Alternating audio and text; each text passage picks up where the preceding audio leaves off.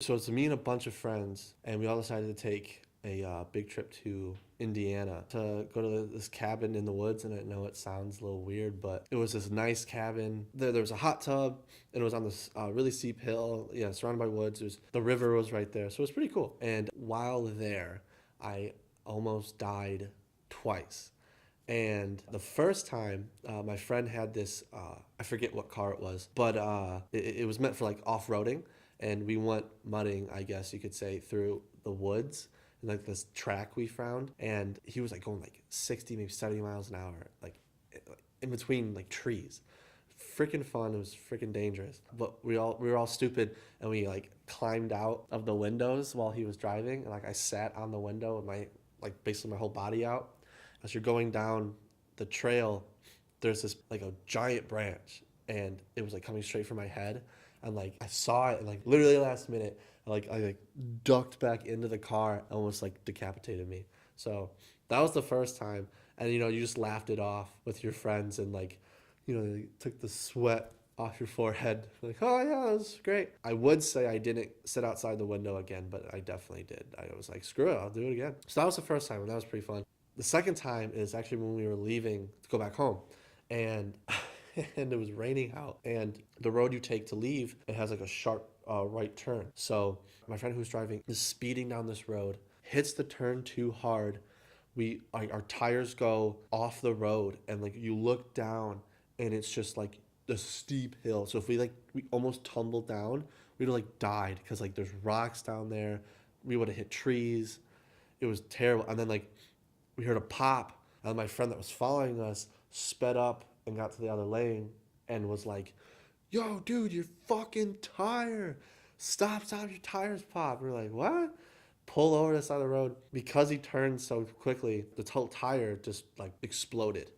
And we're like, great, great. So it's raining. He has a busted tire, and he didn't have a spare. So half of us split up to go to town to go get a new tire, and we didn't have a jack.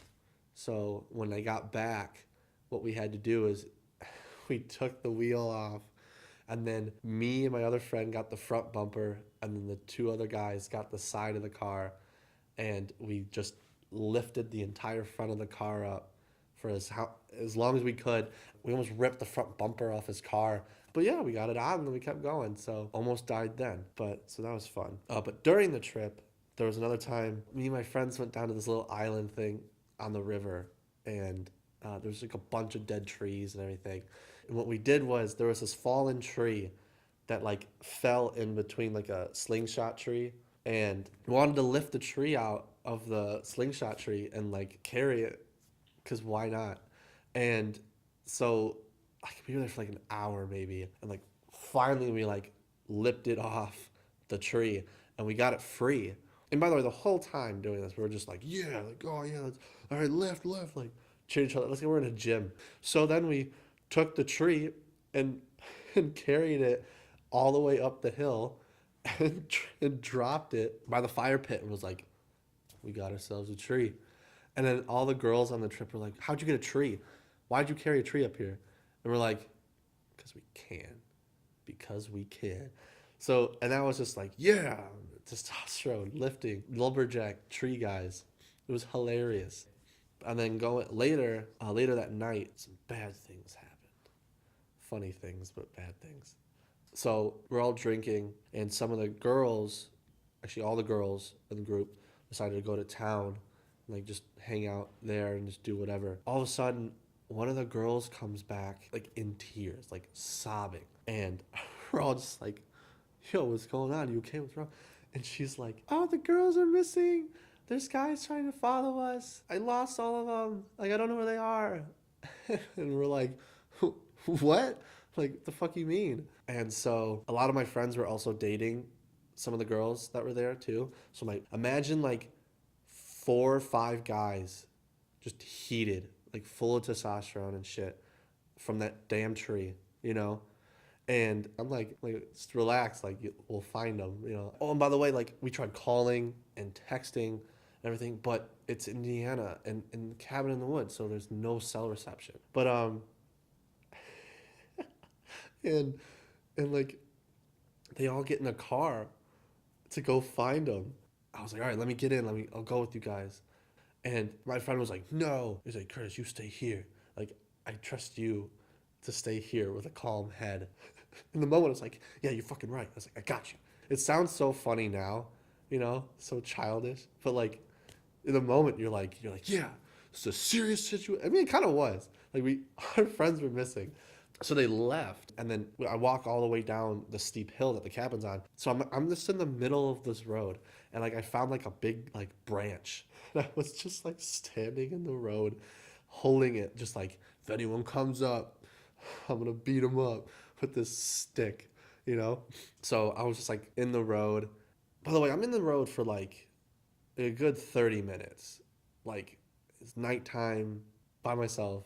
It's dark out. I have a stick. I have a big branch in my hands. And like when I say it's dark, like you can't. The moonlight is the only light. And then you're like doing that stupid nighttime thing. Like what is that? Like yeah. So I'm like freaking out. I'm like okay, I got this. And look down the road and like I can kind of see like a figure like walking towards me. And I see like another person and another. And I was like, I realized like oh my god, it's the girls. And like I just like sprint at them, just like bolt. And I'm like, guys. I'm like, what's going on? And they're like, we got lost. We all split up. And I'm like, all right. Go to the cabin, relax. Like I'll talk to you guys in a second. So I get all the girls up to the cabin, and then like I'll calm down. I'm like, okay, so what happened? Why'd you guys split up? She's like, okay, well, we were like walking, and we walked by this bar, and these two like drunk guys came out and they hit it on us, and we're like, that's fine. We like ignored them, kept walking, but then they got like kind of like angry and like kind of like stalked us. So we started to run. Then they got in their car and they started following us. And so like we split up. We all sprinted in different directions. Like why would you sprint in different directions? And like they're like, oh, we panicked. So we ran. But then we like split up, so we lost all the girls, and then we started freaking out together. So then it made it worse. I'm like, are you kidding me? And so they all calmed down. They're all fine. But then I realized, oh shit, there's four hot-headed dudes looking to kill someone out in a car right now, and they don't know that the girls are back. So I try to call them and text them, and I think one of my texts went through, and like they were back like 20 minutes later, and they all piled out of the car. They were like, what the fuck happened? I was ready to kill someone. And I'm like, dude, this. Some dudes were trying to chase him, but they all split up. It was funny, in my opinion. And then we all just started drinking, and I just like chilled and then passed out. But yeah, so that was that night. The awkward thing, by the way, was my ex-girlfriend at the time came with us on the trip because we all had the same friends. And the entire time, we like hated each other, swearing at each other the whole trip. And but for some reason, she like gave me a hug and like was on my arm and stuff. And so I was just like, okay, I guess I'll let you. Super. So like I don't know. It's in the heat of the moment.